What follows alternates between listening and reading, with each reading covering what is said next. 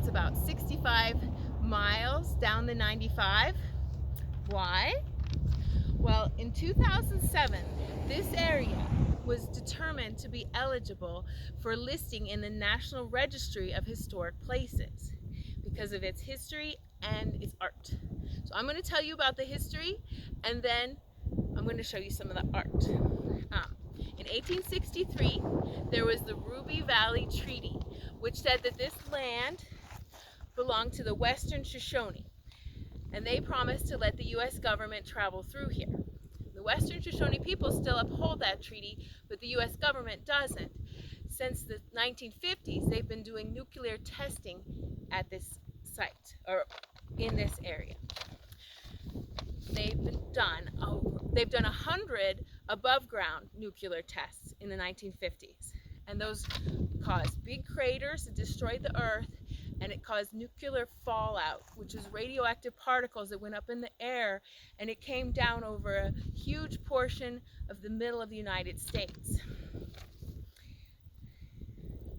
It's believed that there were 2.4 million cancer deaths because of those tests. And some people got compensated, some people haven't, because there's also other diseases that it's caused, lumps and problems with your thyroid, heart attacks associated with radiation. So not everybody even got compensated who was made sick. They had over 9,000 soldiers staying here at one time, camping, and their main job in the 50s was to observe these atmospheric nuclear tests. So they would dig ditches, and then they would stand in the ditches, and they would watch the explosion, and then they would go collect the data and help the scientists and clean up from the experiment. The government also collected 4 years of data on them and their bodies. There was also animal testing. The government has put out pictures of the animal testing at the test site, and they have like a pretty picture, this lady scientist, and she's gently placing a tray of mice into a steel box, and there's this happy soldier, and he's got a pig, and he's hefting it up to put into a cement barrel for a test. But the veterans have also told the stories of what kind of animal testing they did, and a lot of it was they dug out a ditch, and they put the animals in there, and then they had the explosion, and the animals died terrible deaths, and the data was then collected, and the soldiers covered the animals back up. And in the 1950s, people were generally on board with nuclear testing. They believed that it was necessary to have nuclear weapons. They believed that nuclear weapons were what ended World War II, and that was what prevents World War III. But the Quakers did not believe that. The Quakers is a people who believe that God has a light inside everyone, and they call each other friends. And the Quakers were the first people documented to come out here and protest in 1957. In the 60s, more groups came out and protest. Scientists wrote letters saying of the danger, and they did ban atmospheric tests in 1963. But then they moved to underground testing, which still caused pollution, still had the radiation in the ground and in the surrounding area. It vented out. So the Western Shoshone people who were living nearby were the most affected then by the radiation, but we don't know how it moved. They don't even really know for sure what area was covered, where the radiation spread. But the Western Shoshone people particularly have been affected by cancers and other radiation diseases, because at the time there were people living in the area, and they saw the atmospheric tests, and then the underground tests still were in the land where the animals went that they hunted, and they ate everything. Some of the people that lived the more traditional lifestyle were living off the land, so they ate every part of the animal that was edible, and that resulted in them being exposed way more. And they have not always got the compensation, because it's very common with Native American. A lot of Native American groups don't have adequate health care, so a lot of things are going unreported and unstudied, but there definitely has been a lot of deaths in the Western Shoshone because of the nuclear testing, and it caused not only a loss of the people, but a loss of the culture, having the people that were living traditionally be the hardest hit. But in the 70s, they had protests, and in the 80s and 90s, they had even more and more protests. The protests got really big. Over 200 national and international groups came out and had more than 500 protests in this area. So in the 80s and 90s, over 30,000 people visited and camped here at what's called Peace Camp. And over 1,500 people crossed the line and got arrested during that time to protest nuclear weapons. And in the spring of 1982, the Franciscans did something called the Lenten Desert Experience. The Franciscans are the ones with the brown robes, like St. Francis. And they came out here and stayed here for 40 days before Easter. And then they stayed up, they every morning went to the test site and vigiled and prayed. And then on Good Friday, at the end, right before Easter, they did a line crossing and 19 people were arrested. The next year they decided to do that again in 1983, and that's when they also formed the group Nevada Desert Experience. And that's where the name came from, Nevada Desert Experience. If you've ever wondered, it first was Lenten Desert Experience, but when they formed the group, they knew that they would be doing more than just Lent experiences. And that's true now. Nevada Desert Experience has events like the Martin Luther King Parade, where we have a float, and we have a concert in October called Justice for Our Desert, where we also have public speaking, and we do a whole week-long event with various spiritual activities, and we come out in October, so not just at Lent. And we have all different people's faiths. It's an interfaith group now instead of being a Franciscan group. But now this is where some art you can see is in the culverts. The art in the culverts, you'll see it changes throughout time because different people visit. For a while, it used to have big letters that you could see where it says, "Welcome to the gates of hell." But somebody covered that up because they just didn't like it. And in 2002, archaeologists came to this area and they studied the whole area and found art, sculptures where people were camping. They saw the way they had put the rocks. There was a labyrinth, there's pathways and piles and art they've left in the desert. And they also studied the art on the walls here. And the Review Journal came out in 2002 and did an article about the art, the graffiti art here.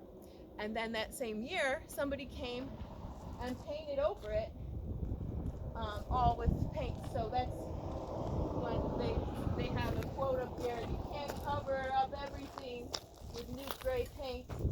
So that's was probably put up shortly after in 2002. Everything got destroyed. All the graffiti art was destroyed. But now more people have come, and it's going to continue to have new art as long as there's protesters visiting. And there'll be protesters visiting as long as there continues to be a test site doing tests here. So there was, let's take a look inside.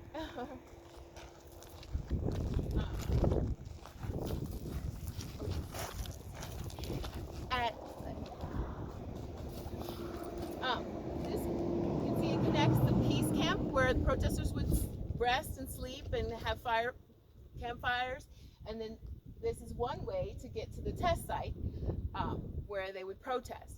There's also a road that you could take. It's a lot more easier to walk through, but this way you get to see the art and the ideas of protesters that came before you. NDE does not do a 40 days in the desert anymore out here. We do something called a Sacred Peace Walk, where we start in Las Vegas and we walk out here through the course of a week, and it is more fun than it sounds. Um, and then when we get here, it's Good Friday, and the Catholic workers from Las Vegas Catholic worker come out and meet us, and they bring big black and white photos of nuclear photos, and we do something called the nuclear stations of the cross. And we start right here with the first nuclear station of the cross. The Stations of the Cross is a Catholic tradition where you're reading and praying about each stage in Jesus's crucifixion. So right here, we talk about when Jesus is condemned, and the crowd is cheering and yelling, crucify him, and Pontius Pilate washes his hands to show that he's not responsible. And we make the connection, that's like today, where we do have a lot of people who are enthusiastic for nuclear testing because there's money to be made, and because there's propaganda that makes it seem okay. And we have a lot of people that know it's wrong, but they say there's nothing they can do about it. They don't take responsibility for it. So that's what we pray right here and read, and then we go inside. And so we're feeling kind of sad and condemned when we do that. But then when we get in here, we get happy.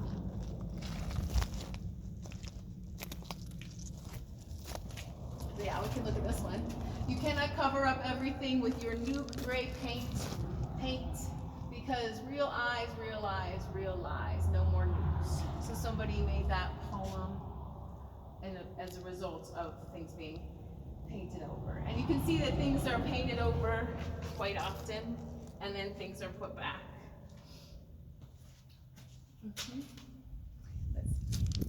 And then in here, when Nevada Desert Experience comes through, somebody usually has a guitar and it's echoing and people are singing. We often have Buddhist monks that come and they're chanting, and people from the reservation with Western Shoshone will bring smudge and be doing sage smudging, and everybody has fun taking selfies.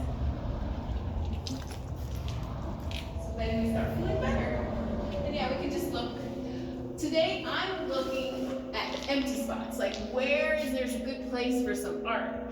Because in October, we're gonna come here with Nevada Desert Experience. I've never done this before, but we're gonna paint in here. So I'm really looking forward to it. And I wanna put hearts and rainbows and peace signs.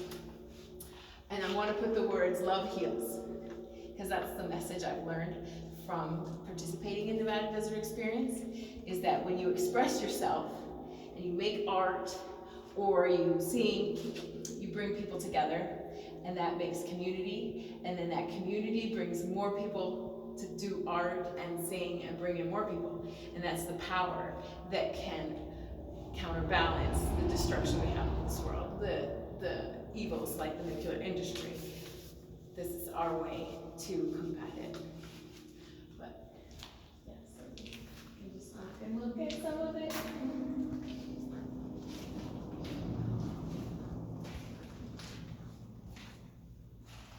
I also have butterflies, stencils, so people who come with us, they could just put a little stencil and we'll get butterflies too, which I think will be a nice addition. It's really echoey. Never been in here as the only person talking. And so we were a little late this time. Intentions were good.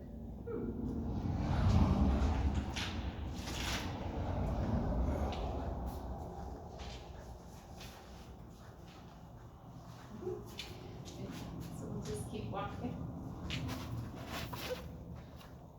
Oh, and that's like what I'm talking about, right there. Dorothy Day, she's a Catholic worker.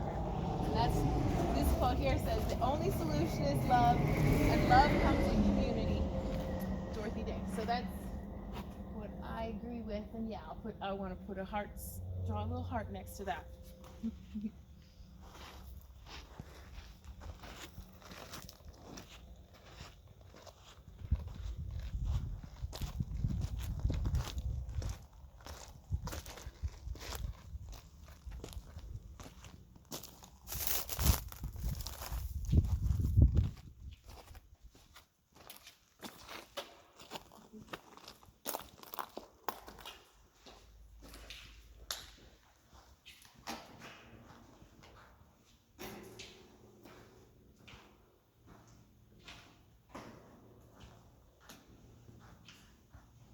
And over here, these rocks are a new thing. At NDE, we started doing rocks. We painted them on our rest day, on Wednesday. And then when we come through here, people can leave the rock as a way of leaving art without having to take the time to stay and paint in here. And so the last 2 years we've done this project and painted rocks. And that's something you can do if you come on the Peace Walk with us.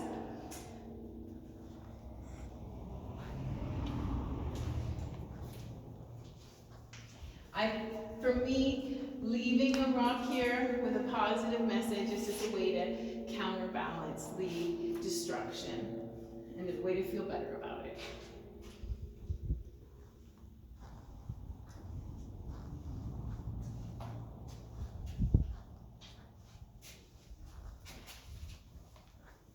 So this is where we, at the end of the tunnels, is where we would have, with the Catholic workers, they have someone holding this big picture of nuclear weapons. It could be the poverty associated with it. They have all these images, and then they have these prayers prepared. And for this is where we read about the second station of the cross. And that's when Jesus picks up his cross. And he says, when he picks up his cross, he says, "No one takes my life from me. I give it up freely." So Jesus willingly died to make the world a better place, to be part of something better. With nuclear weapons, we don't choose, most of us don't choose this. Some people have no choice at all and no way of influencing what's happening.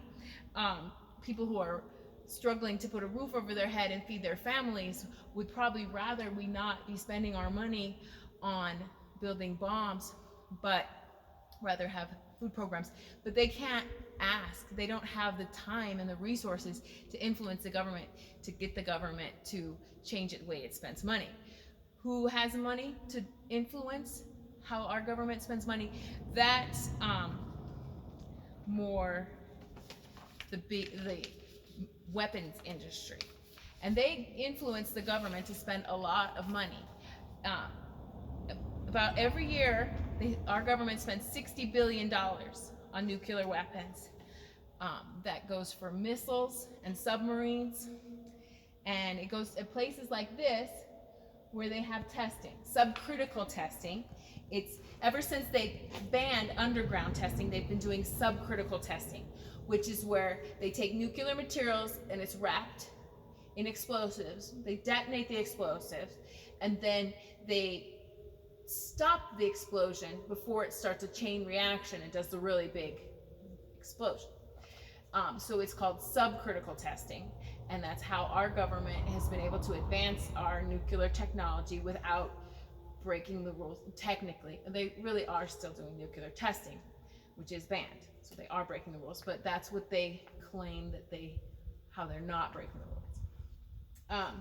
And they have the computers do the explosion, so it is less of a danger to the environment. Though they still have the nuclear materials brought here, and it still creates nuclear waste, which will need storage. But each subcritical test costs about $20 million. And so that could have been for a lot of food. And who is influencing and who has power is people at the top of companies like Lockheed Martin, General Dynamics, Raytheon, and Honeywell, because they spend millions of dollars lobbying our government so that our government buys these weapons, and they can keep making the profits, and that's how we end up with this ever-expanding nuclear arsenal. But somebody else has a choice and power in this situation. There's the people with too little money and too little time and resources. There's people with too much money and too much power, like Raytheon and Honeywell. But who else is there? Just one more group. It's me, people like me that have some time and resources, and I hope people like you watching on YouTube, that you have at least some choice on what you're going to do. And if you come together with other people like me, then we can influence our government. Because we don't have to give it all like Jesus did, but we definitely shouldn't be like Pontius Pilate and wash our hands of it and say, oh, nothing I can do. It's not true. There isn't nothing that you could do. And definitely don't be like the crowds who just be excited for and just believe that it's great and say, oh, well, I'm told it's okay. I guess it's okay. And just blindly be enthusiastic for what the government's doing.